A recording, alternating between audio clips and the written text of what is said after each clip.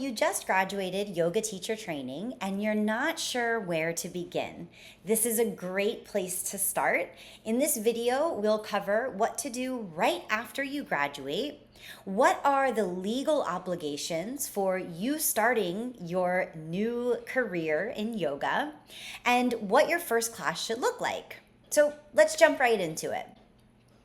The first thing that you should do after you graduate yoga teacher training is congratulate yourself. This is a huge win. You had a goal in mind and you went for it. You took all the necessary steps, right? You paid for the training, you went there, you studied hard, you put your all into it, you found something you were passionate about, you pursued it, and you succeeded. So congratulate yourself on that win and know what it feels like to really accomplish a goal. The first step is done. Now it's about the next baby step. Step 2 is practice. Practice, practice, practice. The only way you're going to get better at something is by practicing it. So if you want to be a good yoga teacher, you first have to be a good yoga student. This means having a daily practice that is personal for you. It really doesn't matter what this practice looks like. It doesn't matter what time of day. It doesn't matter how long you practice. What matters is that you show up for yourself on your mat and you sit down and spend time getting to know yourself. Because what's going to make you the best yoga teacher is whatever makes you the best version of you, right? Because we can learn yoga in many different ways. We could buy a book, we could watch YouTube videos, we could learn from anyone. Your students are coming to you specifically because they align with your authentic vibration. So the more time you spend with yourself, getting to know yourself through your practice, the more authentic you will be. And your students will feel that and they will come back to it again and again and again. So not only having a personal practice, but now also taking it a step further and going to as many yoga classes as possible. So I know you've been to many, because otherwise you probably wouldn't have gone to yoga teacher training. There's something about it that you like. But now that you've gone through yoga teacher training, you've learned much more about alignment, about modifications, about adjustments and assists and correcting and teaching methodology like how to balance observation, demonstration, verbal cueing, when to go and do adjustments, when not to do adjustments. And so now you will notice those things that make a good teacher, right? You're going to notice those things. Ooh, I really like the way they did that. You're going to notice, oh, I think I would do this a little bit differently, right? I would approach this way, because now you're not only a student, but you're also witnessing it from the lens of being a teacher. And so even if you attend the worst yoga class on the planet, you will learn something, right? Even if it's what you would change and do differently in your classes. So that's why the second step is to practice, practice, practice. Daily personal practice is an absolute must, and attend as many classes as you can. If you can't get into a studio, watch classes on YouTube. You'll still be learning. You can put the alignment into your body, assess whether it feels good for you or not, and that practice is what's going to make you be able to teach the alignment in a way that is safe and accessible for your students, because you have personal experience of what it feels like to do these poses. Step 3 is to teach 3 yoga classes to friends and family for free. I do not recommend continuing to teach free classes because you deserve to earn money for this occupation. This is a service that you are providing. I'm going to repeat this again. You deserve to earn money. You have spent all this time learning yoga. You have invested all of this money into your yoga teacher training, and now it is time for you to provide a service that people will get so much benefit from. And it's proven that people take more from something that they are invested in. And so let people invest in you. These first 3 classes are just about you honing your first sequence, honing your craft. So the first class, you teach a sequence and it's okay, right? You take down some notes about how you'd like to improve it the next time. You teach the second one and you improve 1 or 2 things. By the third one, you're improving more than 1 or 2 things. And by your 4th class, it's time to earn money.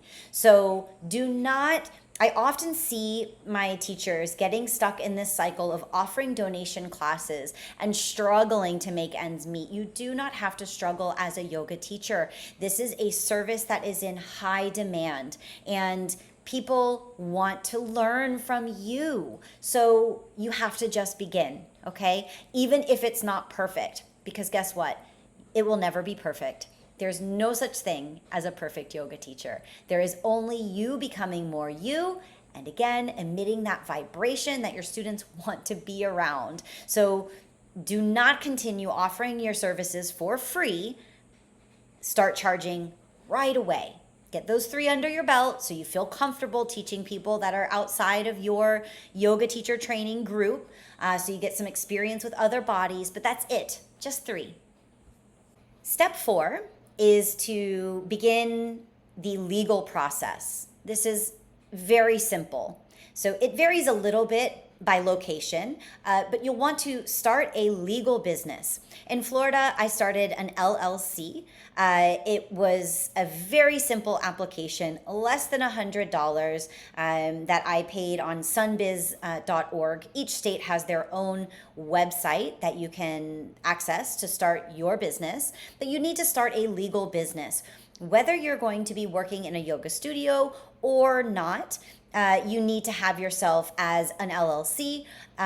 This basically separates you as an independent contractor, which is how most, if not all, yoga studios pay. Then that way your business efforts are separate from your personal life. So establish yourself as a business, sign up for your, whatever it is in your location. In Florida, it's an LLC, a limited liability corporation, and get going there, okay? The second aspect of the legal stuff that you have to do is to buy insurance. There's a very easy way to do this. I think most insurance companies could help you with this. So if you already have an insurance company that you like to work with, I would just give them a phone call, let them know I'm starting this yoga business. They'll ask you lots of questions. We use Alliant, Alliant. I'll put the link here in the comments. And Alliant is the insurance company that's recommended through Yoga Alliance. So they're very familiar with what it looks like to be a yoga teacher, to be a yoga studio, to run retreats, things like that. Again, very simple, very straightforward application, how many classes you'll be teaching, that sort of thing. For a yoga teacher, it's around $100 a year. So very easy. Start yourself an LLC, a legal corporation, and get yourself insured. Step 5, decide where you want to teach. This has to do with your ideal client. So in order to find your ideal client, what I recommend is the type of practice that you like to do, the type of people that you like to be around. Let that be your ideal client. So this can range from anything from, young, strong, vinyasa flow, gym type of environment, all the way through to you could work in a nursing home or you could work in a school, right? So there are many, many different avenues, but think about who you really love to be around and what type of yoga is ideal for them, and align that with your own personal practice as well, and you'll find your ideal client. So you could teach, for example, in the local park. Okay, if you want to teach in the park, then you'll have to connect with the city and make sure that you have the permits and things like that. Same with the beach. There are many public beaches in Florida as well as in Costa Rica where we don't have to ask permission, but you might just check if they have some sort of legal process to teach on the beach. You could teach in a yoga studio. So if you're going to teach in a yoga studio, again, you'll want to just find out what the requirements are for that particular yoga studio. Some yoga studios require that you have the Yoga Alliance certification. Other yoga studios don't require it. They'll just want to have you come in and do a trial class. That would be the interview, is you would provide a regular yoga class to one of the teachers or the managers or maybe the owner. And then they would decide if you're a good fit for their studio. By the way, don't get deterred if you're not a good fit. Just take that as a way of honing your craft and aligning with the people that you want to align with. So you'll come in, you'll do perhaps an interview class, a trial class, and then they'll let you know. Okay, maybe you want to teach in a school. If you want to teach in schools, you would want to connect with the teachers, with the administration of the school, and find out what's required of you to teach in the school. You could teach in an office. There are many opportunities for teaching in corporate scenarios. You could teach simple versions of chair yoga that's a little more heated, a little bit more active than the chair yoga that you would use for teaching elderly, and find out what the requirements are there. You could teach in nursing homes, in rehab centers, in doctors' offices. There are so many options and also demand for yoga in many different places. So decide where you're going to teach and determine what the requirements are for that location.